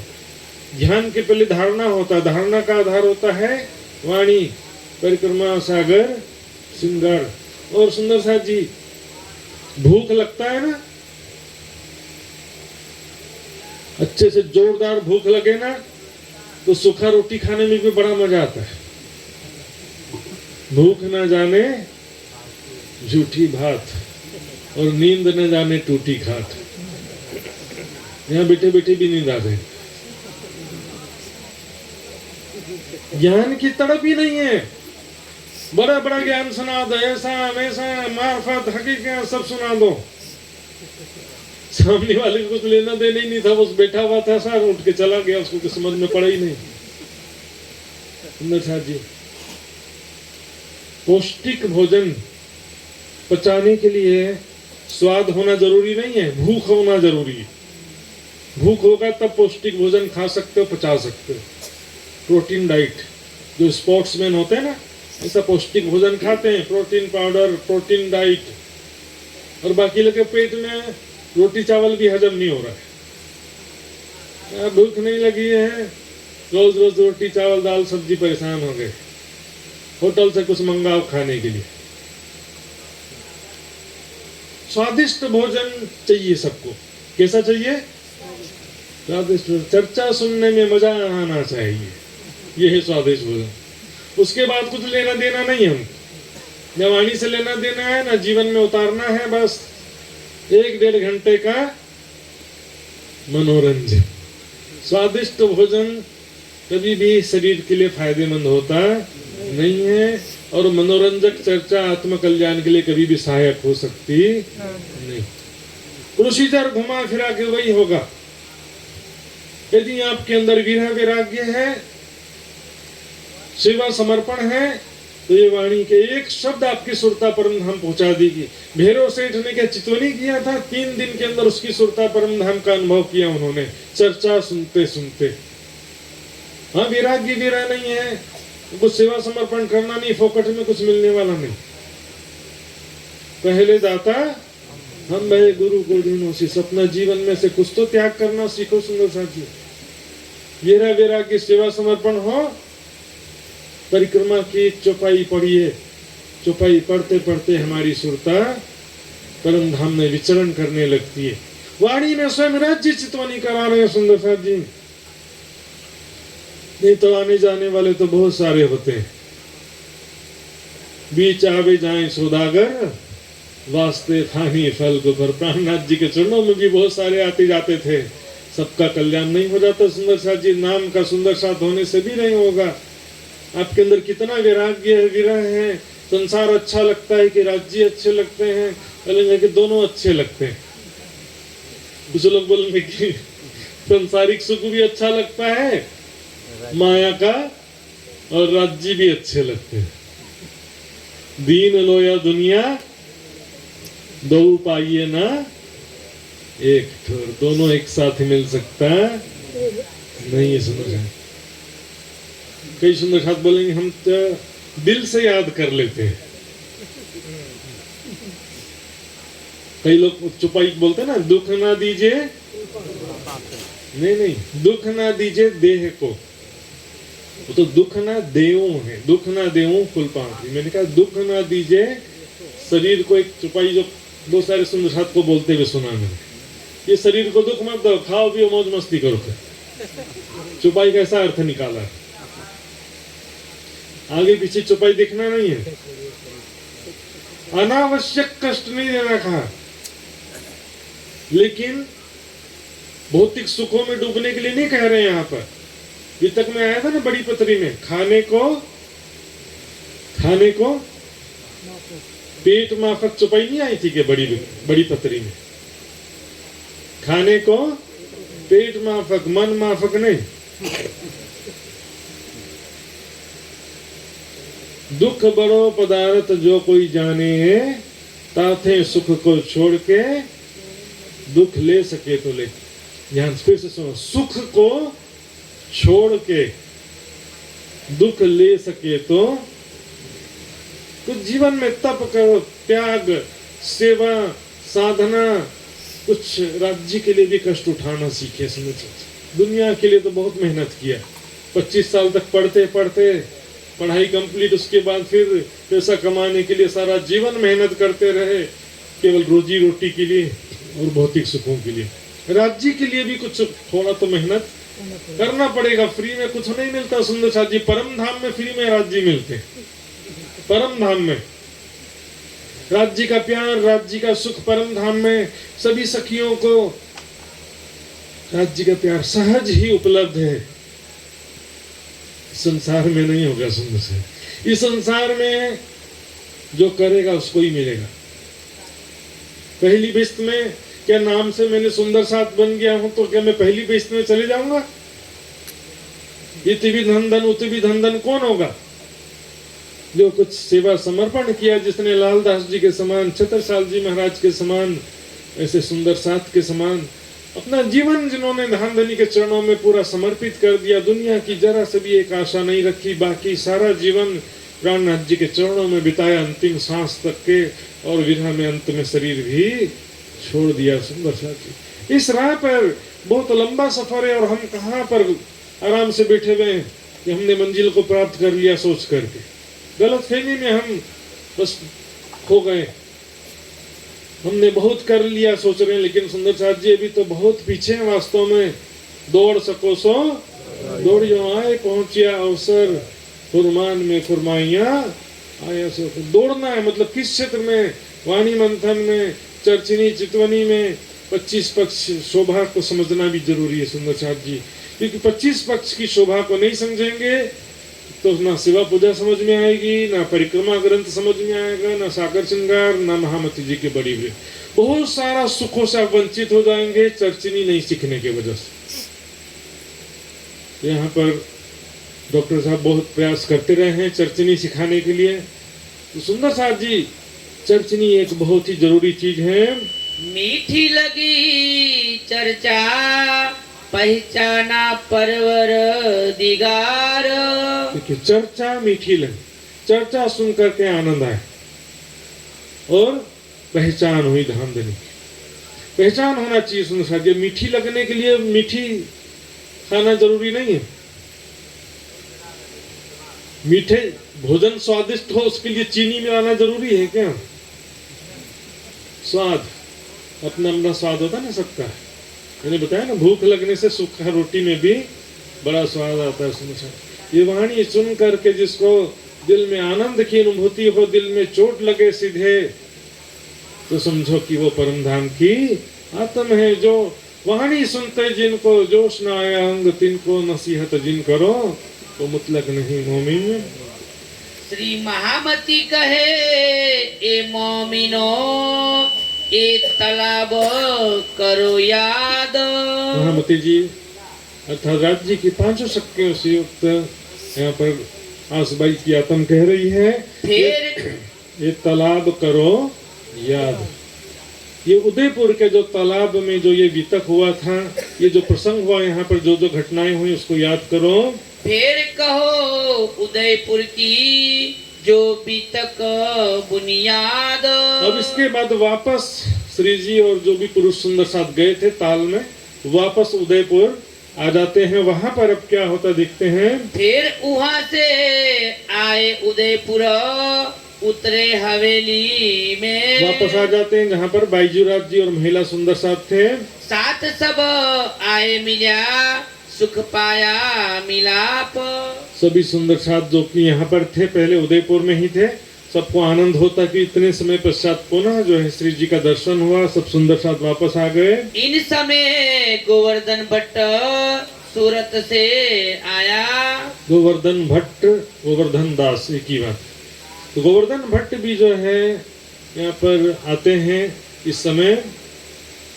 धोली बाई साथ थी, तिनको संग लाया। धोली बाई उनकी धर्म पत्नी भी साथ में थी, साथ में लेके आए थे। ये दो आए कदमों लगे, साथ सो किया मिलाप। वे दोनों भी आकर श्री जी के चरणों में प्रणाम करते हैं, सब सुंदर साथ से मिलाप करते हैं। बातें सुनी इत उत की, लगे चर्चा करने आप। इत उत यहाँ वहाँ क्या क्या प्रसंग हुआ कौन सुंदर साथ जागृत हुआ, यहाँ वहाँ, मतलब ये ना कि भी इधर अमेरिका, यूक्रेन और सब ये रूस, वहाँ इधर दुनिया भर का इधर उधर का ज़्यादा नहीं सोचना थी। भली बुरी दुनिया की इंजीन ले उचित ला। यहाँ सुंदर साथ की बात है। यहाँ सुंदर साथ कौन जागृत हुए, दिल्ली में क्या हुआ, औरंगजेब के उदयपुर में कौन कौन जागृत हुआ, ये सुंदर साथ की बातें करने लगते हैं तो आनंद होता है। इन समय पातशाह ने करी मुहिम राणे पर। इस समय औरंगजेब बादशाह मतलब बहुत दिन से खाली बैठा हुआ, कुछ ना कुछ करना चाहिए से, लेकिन कुछ अभियान छेड़ना पड़ेगा, कुछ मिशन। अभियान मतलब मुहिम, मिशन। तो उसने एक मुहिम छेड़ा, एक अभियान शुरू किया। उस अभियान के अंतर्गत उसने उदयपुर के राणा के लिए एक मैसेज भेजा। आए अजमेर से भेजिया मथुरिया इन पर। अजमेर से मथुरिया नाम का अपना दूत को भेजा उदयपुर के राणा के पास। आओ मेरे दिन में लाओ तुम ईमान।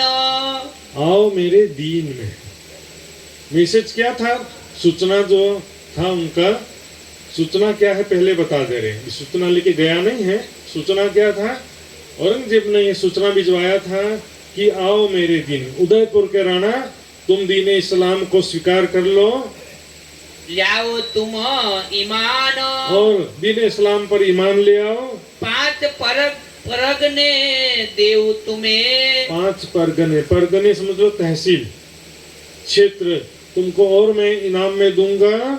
जो होवे मुसलमान। यदि तुम मुसलमान बन जाओ तो मैं तुम्हें इनाम में और 5 परगने भेंट में दूंगा।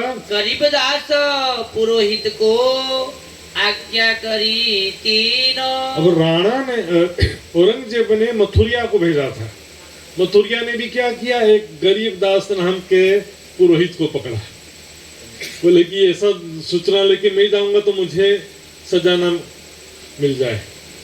तो उसने क्या, एक गरीबदास नाम का गरीब पंडित था उन लोगों के पास में, वैसे फक्कड़ हालत, गरीबी के मारे पंडित लोग का बुरा हालत। तो क्या कि थोड़ा पैसा मिल जाएगा, बोले कि सूचना लेके जाओ, थोड़ा पैसा मिल जाएगा। तो एक पंडित होकर के इसी सूचना लेके जा रहा है कि तुम मुसलमान बन जाओ। सोचिए, गरीबदास पुरोहित एक हिंदू ब्राह्मण है और वो क्षत्रिय राजा के पास जा रहा है औरंगजेब का सूचना लेके कि तुम मुसलमान बन जाओ। ऐसे जो है गरीबदास पुरोहित के गरीबी को दिखा रहे। सुनो साहब, एक्चुअल में नाम का ब्राह्मण और काम का ब्राह्मण से कुछ नहीं। वास्तव में ब्राह्मण इसे कहते हैं ब्रह्म जानाति इति ब्राह्मण। कर्म से वर्ण नहीं रहा, बस बेटा ब्राह्मण का बेटा ब्राह्मण ऐसा थोड़ी होता है। ब्रह्म सृष्टि का बेटा ब्रह्म सृष्टि होता है कि जरूरी थोड़ी है। यहाँ पर ज्ञान नहीं है और तुम जबरन का दूसरा काम भी नहीं करना, बोलोगे हम ब्राह्मण हैं करके, तो फिर कैसे चलेगा काम। आज तो सभी जगह जाते हैं ना, ब्राह्मण हो, क्षत्रिय, वैश्य, शूद्र, सभी प्रकार के जो भी नौकरी मिलेगा सब ज्वाइन करते हैं, स्वीकार करते हैं। तो गरीबदास पंडित जो है पुरोहित था, उसको भेजा। वो आता है राणा राज सिंह के पास।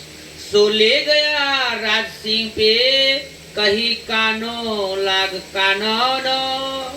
अब कहता है कि मुझे सबके सामने जोर से बोलने में डर लग रहा है, तो मैं आपके कानों में ये सूचना देना चाहता हूँ। कानों लग कानून, सबके सामने बोलने में मुझे डर लग रहा है। बात ही ऐसी है। तो ठीक है, बोलता लोग बता दो कानों में आकर के।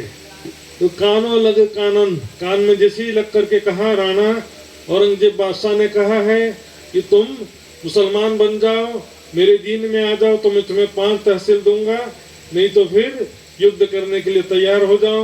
अब ऐसा बात जो जैसे ही राणा को सुनाया, सुनते ही रिस करी तुझे ना छोड़ता मैं। बहुत गुस्सा होता राणा। उसको बहुत अहंकार था कि मैं हिंदू हूँ, क्षत्रिय हूँ, तेरी हिम्मत कैसे हुई ऐसी बात कहने की, मुझे मुसलमान बन जा। तुझे ना छोड़ता मैं, तुझे मैं यदि जिंदा नहीं छोड़ता, इसी क्षण तुम्हारा सर काट देता मैं। लेकिन क्या करूं, पर क्या करो पुरोहित भया। पुरोहित ब्राह्मण होने के कारण से मैं तुम्हें छोड़ूं, क्योंकि ब्राह्मण की हत्या ब्रह्म हत्या की मान्यता थी।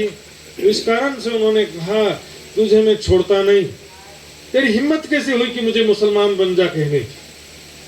यहाँ से निकल जा, अब भाग जा इत से, अब भाग जा इससे, निकल यहाँ से, धक्के मार के निकालो इसको। देवो धक्के इन दूत को, जो ऐसी बात सुनावे कान। ऐसी बात सुनाने की हिम्मत कैसे हुई? धक्के मार के इस दूत को निकालो। दलगिर हुआ दिल में, मन में बड़ा गुमान। मन में बहुत अहंकार था कि मैं हिंदू हूँ, मैं क्षत्रिय हूँ, लेकिन ऐसी बात सुन करके बहुत दुखी हुए। वो तो दूत फिर गया इत खड़बड़ बड़ी जोर। दूत को तो धक्के मार के निकाल दिया, लेकिन वो दूत किसका था? वो औरंगजेब। दूत का अपमान, राजा का दूत को भेजने वाले का अपमान माना जाता है। यहाँ पर नियम क्या है? दूत को अपमान करना मतलब दूत के भेजने वाले का अपमान, यानी औरंगजेब का अपमान।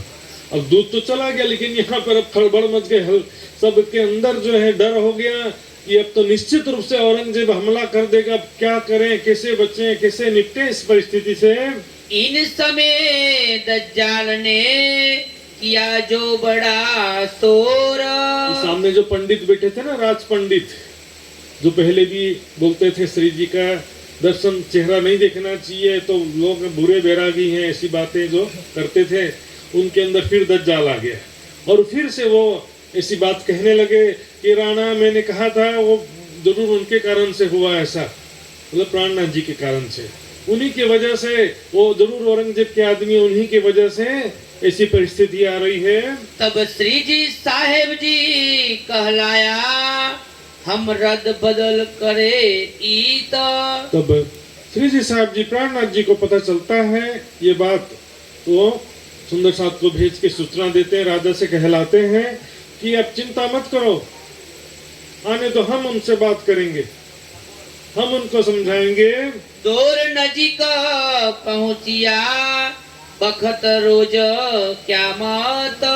हम उनको समझाएंगे, क़यामत का समय नजदीक आ गया है, पहले तुम सच्चे मुसलमान बनो, फिर दूसरों को मुसलमान बनाना।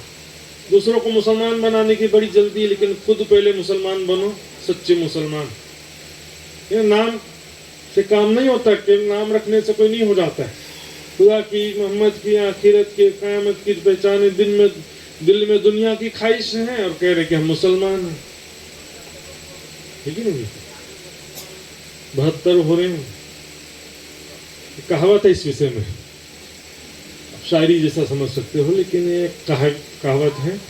ये जो जाहिर परस्त है, ये जो जाहिर परस्त, दिखावे, जाहिरी का दिखावा करने, भक्ति करने वाले, ये जो जाहिर परस्त हैं, ये कब हक परस्त हैं।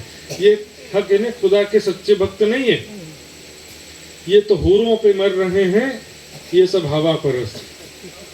ये लोग क्या कहते हैं, जन्नत मिलेगा, जन्नत जाएंगे, वहां पर हूरें होंगी। दुनिया में से हिंदुओं में जैसे बात होता है ना स्वर्ग में, उस तरह से खुदा की मोहब्बत दिल में नहीं है, खुदा की चाहत हो और एक रसूल की मोहब्बत दिल में रखने की बात आती है यहाँ पर। दुनिया की ख्वाहिश है तो वो सच्चा ईमान वाला कभी कहला सकता नहीं है।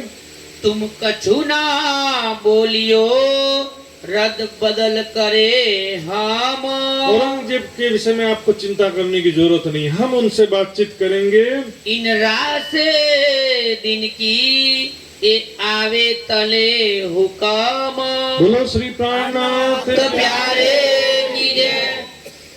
देखिए चुपाई ध्यान से सुनो। इन राह से दीन की आवे तले हुक्म, हम तो चाहते हैं उसको मिलना, बातचीत करना, और इस ज्ञान को सुन करके वह तुरंत सत्य मार्ग में आ जाएगा। सुंदर जी, यहाँ से केवल यहाँ की बात समझ में नहीं आती, जो कई सुंदर साथ का या विद्वानों का मत जो है कि औरंगजेब श्री जी से मिला था या मिला था पर उनकी बात को माना नहीं, ऐसा भी कुछ बोलते हैं। और कुछ लोग क्या बोलते हैं कि मिला था उसके बाद बदल गया, ऐसा भी कह देते हैं। क्योंकि बड़ा क़यामतनामा में जो प्रकरण है, मोहम्मद गजनवी सुल्तान मिले इमाम सुख हुआ जहान, वहाँ पर इमाम कर्त प्राणनाथ जी और सुल्तान कर्त औरंगजेब ले लेते। तो उसी प्रकरण में 7वीं चौपाई आती है, दुनिया से आज़ाद किया मोमिनों के मिलावे में लिया। तो सुंदर साथ जी वो चौपाई को औरंगजेब में कई लोग हटा देते, जबकि चौपाई क्या कहती है, मोहम्मद गजनवी सुल्तान मिले इमाम सुख हुआ जहान। यदि औरंगजेब से श्री जी मिले तो सुख हुआ जहान, सारी दुनिया को सुख हुआ। लेकिन यहाँ पर औरंगजेब यदि मिला तो किसको सुख हुआ? किसी को सुख हुआ ही नहीं। यहाँ पे छत्रसाल जी का प्रसंग है, छत्रसाल जी और प्राणनाथ जी के मिलन से सारी दुनिया को सुख हुआ। और छत्रसाल जी के विषय में है, दुनिया से आजाद किया मोमिनों के मिलावे में। या यहाँ भी देखिए, इन राह से दीन की आवे तले हुक्म। यदि औरंगजेब पहले श्री जी से मिला होता और श्री जी ने औरंगजेब को ज्ञान सुनाया होता, यदि पहले ही चरणों में नहीं आया तो अब आएगा, ऐसा कैसे कह सकते? इन राह से दीन की आवे तले हुक्म। 12 मोमिनों के प्रसंग में चौपाई आई होगी अभी तक में, आपने सुना होगा, चौपाई तो आई होगी। इन बात से मोमिन हुए खबरदार, तब श्री जी के ठोर को किया ना खबरदार। नाथ मार कोतवाल उनको हंटर मारते रहा, लेकिन सुंदर साथ ने श्री जी का ठिकाना नहीं बताया। कहाँ है तुम्हारा हादी, बताओ वो हिंदू बैरागी कहाँ बैठा है? यदि बता देते तो जाकर उनको पकड़ने नहीं जाते फिर? सुंदर साथ ने नहीं बताया। अब सुंदर साथ ने बताया ही नहीं तो फिर श्री जी से औरंगजेब का मुलाकात का प्रसंग कहाँ हुआ फिर? और उसके बाद तो सुंदर साथ औरंगजेब से मिल ही नहीं सके कभी। बस जाते समय, वापस जाते समय सामने खड़े थे, उस समय कोई बात किया भी नहीं।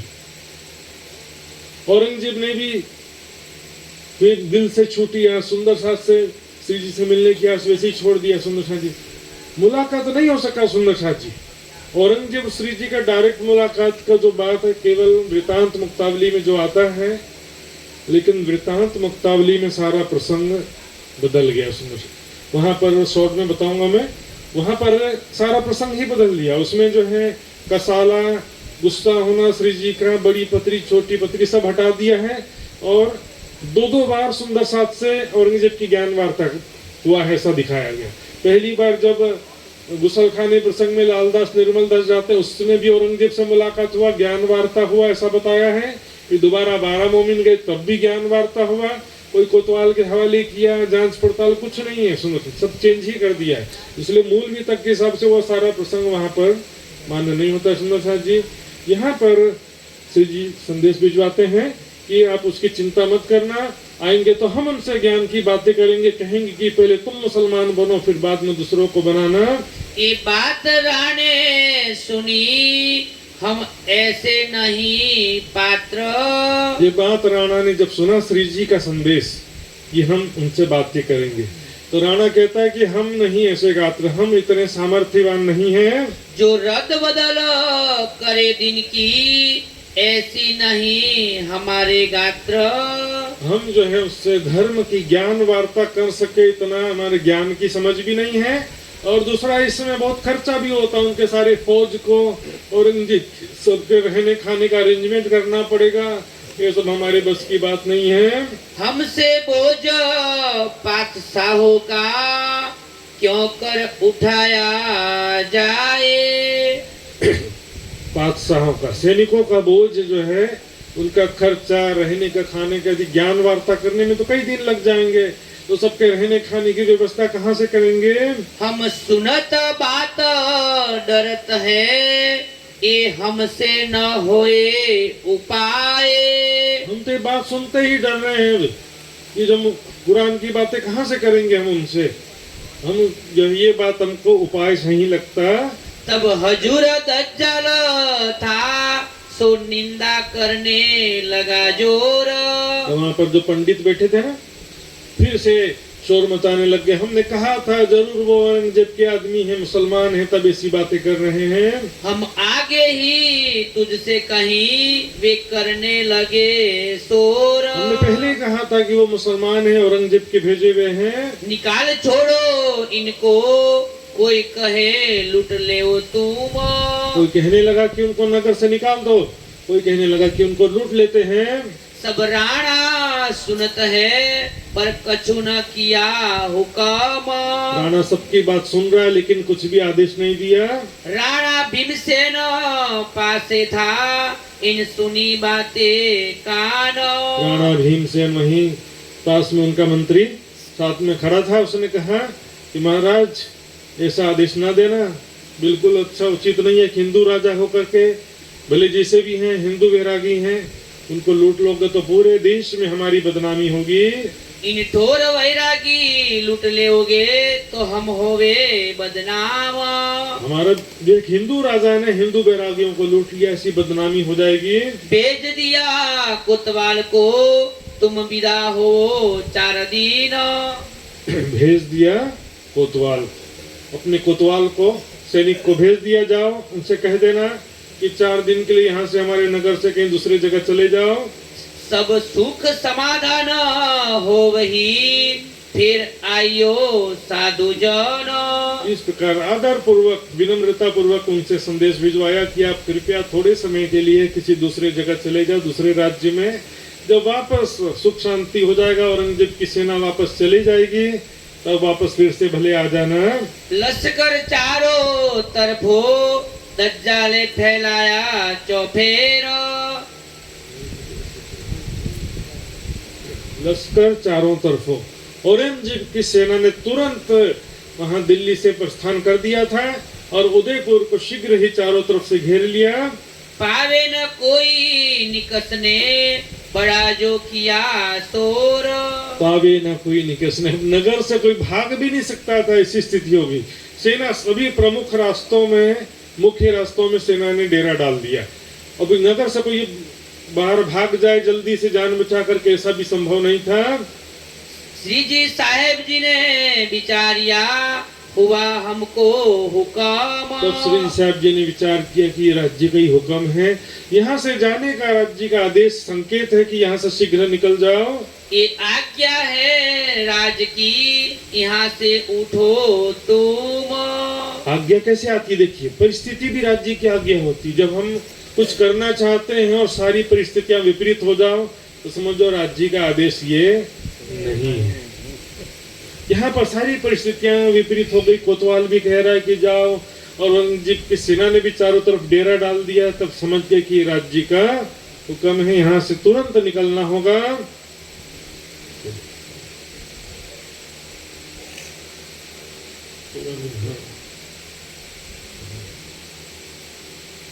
यहाँ से उठो तुम, यहाँ से उठो तुम। श्री जी साहेब जी ने विचारिया, श्री जी साहेब जी ने विचारिया, हुआ हमको हुक्म। हुआ हमको हुक्म। ये आज्ञा है राज की, ये आज्ञा है राज की। यहाँ से उठो तुम, यहाँ से उठो तुम, यहाँ से उठो तुम। यहाँ से उठो तुम। बोलो श्री प्राणनाथ प्यारे की जय, धाम के धनी।